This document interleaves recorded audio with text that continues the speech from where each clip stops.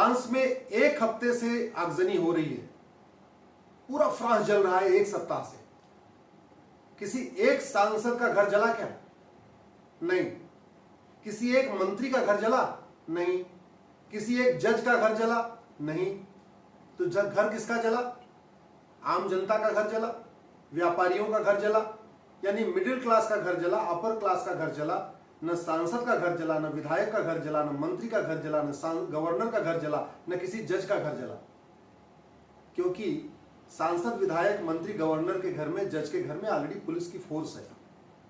तो वहां पे ये जो जिहादी नहीं पहुंच सकते। पहुंच कहां रहे? शोरूम जला रहे, गाड़ियों का शोरूम जला रहे, दुकानें जला रहे, लोगों का मकान जला रहे, हाउसिंग सोसाइटी में आग लगा रहे। और ये ऐसा फ्रांस में नहीं, 1990 में जब कश्मीर में आगजनी हुई थी, ऐसे ही आगजनी हुई थी, एक सप्ताह तक पूरा कश्मीर जला था। उसमें भी कोई सांसद, विधायक, मंत्री का घर नहीं जला था। अभी मणिपुर जल रहा है, किसी सांसद, विधायक, मंत्री का घर नहीं जला। 1947 में पूरा पाकिस्तान जब टुकड़े अलग हो रहे थे, पूरे भारत में आगजनी हुई थी, किसी बड़े नेता का घर जला क्या? नहीं। ये सब एग्जाम्पल आपको इसलिए दे रहा हूं कि आप इस चीज को समझिए कि जिहाद को कैसे रोक सकते हैं। जहां तक बात है कि विकास की, फ्रांस में वर्ल्ड क्लास एयरपोर्ट भी है, वर्ल्ड क्लास एक्सप्रेसवे भी है, वर्ल्ड क्लास हाईवे भी है, फिर भी फ्रांस जल रहा है। फ्रांस में स्कूल, कॉलेज, यूनिवर्सिटी बहुत अच्छे अच्छे हैं, फिर भी फ्रांस जल रहा है। और फ्रांस में यूनिफॉर्म सिविल कोड भी है, फिर भी फ्रांस जल रहा है। इसका मतलब विकास करने, यूनिफॉर्म सिविल कोड लागू करने से भी जिहाद नहीं रोका जा सकता, घुसपैठ नहीं रोकी जा सकती। घुसपैठ रोकने का तरीका है, भारत में one nation one penal code लागू करना पड़ेगा। मैं रिपीट कर रहा हूं, यूनिफॉर्म सिविल कोड से केवल मुस्लिम बेटियों को फायदा है, थोड़ा सा फायदा क्रिश्चियन बेटियों को भी है, थोड़ा सा फायदा पारसी बेटियों को भी है, हिंदू बेटियों को कोई फायदा नहीं। यानी यूनिफॉर्म सिविल कोड आएगा तो देश की जो 20% आबादी है, मुस्लिम्स, क्रिश्चियंस, पारसी, इनकी बेटियों को फायदा होगा। 80% जनसंख्या को यूनिफॉर्म सिविल कोड से कोई फायदा नहीं। हाँ, लेकिन 20% को फायदा होगा तो भी देश को फायदा होगा, इसलिए यूनिफॉर्म सिविल कोड आना चाहिए। लेकिन यूनिफॉर्म सिविल कोड आने से धर्मांतरण नहीं रुक जाएगा, यूनिफॉर्म सिविल कोड आने से रोहिंग्या नहीं भाग जाएंगे, यूनिफॉर्म सिविल कोड आने से बांग्लादेशी नहीं भाग जाएंगे, यूनिफॉर्म सिविल कोड आने से जो घुसपैठ हो रही है नहीं रुकेगी। यूनिफॉर्म सिविल, अगर घुसपैठ रोकना है, धर्मांतरण रोकना है, तो आपको तत्काल one nation one penal code, one nation one police code और one nation one judicial code लागू करना पड़ेगा। One nation one penal code का मतलब इंडियन पिनल कोड पहले से चल रहा है, इसको फेंकिए, 1860 में बनी थी, एक नई इंडियन पिनल कोड बनाइए, उसी में एक चैप्टर घुसपैठ पे रखिए, एक चैप्टर धर्मांतरण पे रखिए। घुसपैठ और धर्मांतरण को राष्ट्रीय सुरक्षा के लिए खतरा घोषित करिए, जिससे कि घुसपैठियों पे, जिहादियों पे, मिशनरियों पे एनएसए लगाया जा सके। नेशनल सिक्योरिटी एक्ट है, लेकिन लगता नहीं है, क्योंकि हमने घुसपैठ को और धर्मांतरण को राष्ट्रीय सुरक्षा के लिए खतरा घोषित नहीं किया। कानून है लेकिन घोषित नहीं किया। हमारे पास यूएपीए है, देश की एकता अखंडता के मजबूत बनाए रखने के लिए यूएपीए है, कानून है, गूगल करना। लेकिन हमने घुसपैठ को और धर्मांतरण को देश की एकता अखंडता के लिए खतरा नहीं घोषित किया है, इसलिए घुसपैठियों पे, मिशनरियों पे, जिहादियों पे यूएपीए नहीं लगता है। हमारे पास देशद्रोह का भी कानून है, लेकिन हमने उसमें घुसपैठ को, धर्मांतरण को देशद्रोह घोषित नहीं किया है। तो आपको तीनों कानूनों में बदलाव करना पड़ेगा। जो देशद्रोह का कानून है उसमें घुसपैठ और धर्मांतरण को देशद्रोह घोषित करना पड़ेगा। नेशनल सिक्योरिटी एक्ट में देशद्रोह और धर्मांतरण को राष्ट्रीय सुरक्षा के लिए खतरा घोषित करना पड़ेगा। यूएपीए कानून में घुसपैठ और धर्मांतरण को देश की एकता अखंडता के लिए खतरा घोषित करना पड़ेगा। फिर पुलिस अपना काम शुरू कर देगी। फिर दूसरा काम करना पड़ेगा, one nation one penal code लागू करना पड़ेगा। हमारे देश में 1861 का पुलिस एक्ट चल रहा है, और ये 1861 का पुलिस एक्ट अंग्रेजों ने बनाया था देश के हमें भारत को गुलाम बनाए रखने के लिए। चूंकि 1861 का पुलिस एक्ट चल रहा है, इसलिए जो पुलिस पहले अंग्रेजों की गुलाम थी वो सत्ता की गुलाम हो गई।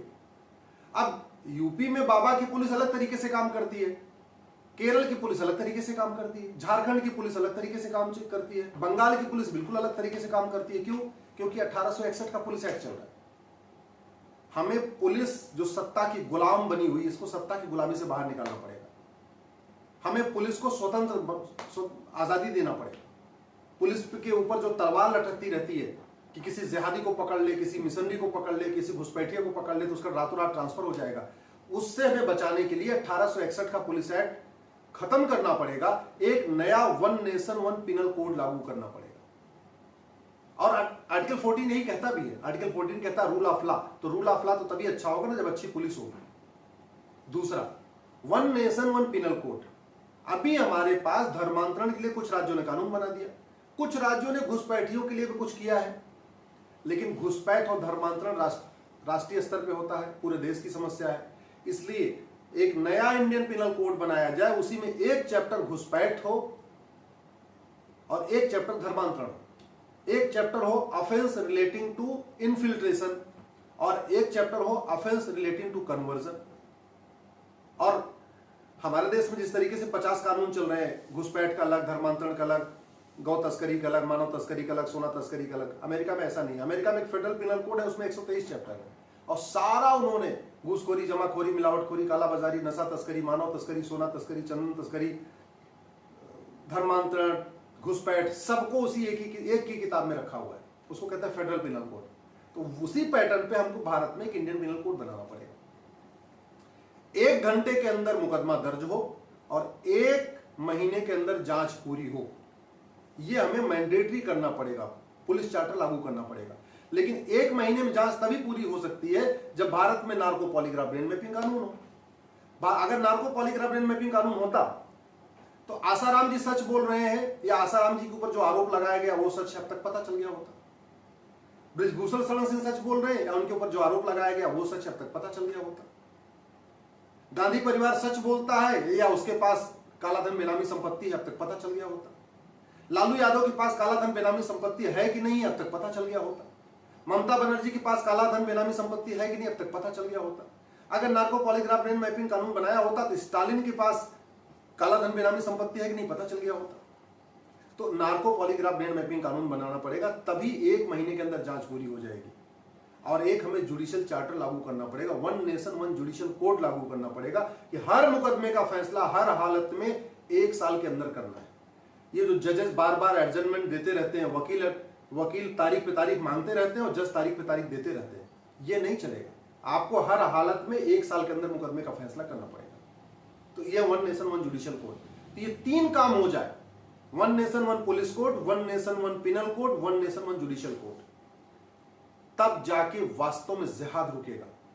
हालांकि एक सुरक्षित भारत बनाने के लिए आपको one nation one penal code, one nation one police code, one nation one judicial code के अलावा one nation one education code भी लागू करना पड़ेगा, one nation one tax code भी लागू करना पड़ेगा, one nation one population code भी लागू करना पड़ेगा, one nation one endowment code भी लागू करना पड़ेगा। मतलब समान शिक्षा संहिता भी लागू करना पड़ेगा, समान नागरिक संहिता तो चलो भी आ ही रहा है, समान पुलिस संहिता, समान कर संहिता, समान दंड संहिता, समान न्यायिक संहिता, समान जनसंख्या संहिता, समान धर्मस्थल संहिता, और भी कब करने पड़ेंगे। लेकिन आज मैं केवल 3 ही बात कर रहा हूं, one nation one police code, one nation one penal code, one nation one judicial code. इन तीनों की मांग करिए, नहीं तो याद रखिए फ्रांस में कोई सांसद, विधायक, मंत्री किसी का घर बचाने नहीं आ रहा है, सब अपने घर में है और उनके घर की सुरक्षा पुलिस कर रही है। आपके घर में भी आग लगेगी, कोई सांसद, विधायक, मंत्री बचाने नहीं आएगा। जिन नेताओं की आप जय जयकार कर रहे हैं ना, 25 साल के बाद आपके बच्चों को बचाने नहीं आएंगे। वो तो सत्ता के लिए भूखे हैं, आप उनकी जय जयकार कर रहे हो, उनको सत्ता मिल जाएगी, थोड़ी बहुत आपको भी कुछ जूठन मिल जाएगी, 100-200 रुपए का काम आपका भी हो जाएगा, थोड़ा बहुत आपका भी भला हो जाएगा, लेकिन इससे ज्यादा भला नहीं होने वाला है। भविष्य याद रखिए, भारत का भविष्य बहुत ही हमको अंधा, बहुत गड़बड़ दिख रहा है। अगर हमने कानूनों को नहीं बदला तो जो कुछ 1947 में हुआ था वो सब 2047 में होगा। और एक चीज और, ये एयरपोर्ट हजारों करोड़ रुपए लगा के खर्च होता है, वो देखो जल रहा है फ्रांस में। बड़ी बड़ी बिल्डिंग जो हजारों करोड़ रुपए से खड़ी की गई हैं, सब जल रही हैं। कानून फ्री में बनता है, 1 पैसा नहीं लगता, और कानून कोई जला नहीं सकता। कानून की किताब तो जल सकती है, कानून नहीं जल सकता। कानून तो एग्जिस्ट करता है, इसलिए मैं तो आपसे निवेदन करूंगा, भारत की चिंता है, सनातन संस्कृति की चिंता है, अपने बच्चों की चिंता है, तो पार्टियों से ऊपर उठिए। इस वीडियो को अधिक से अधिक शेयर करिए, अपने सांसद, विधायक, मंत्रियों को भेजिए, किसी IAS IPS को जानते हैं तो उसको भी भेजिए।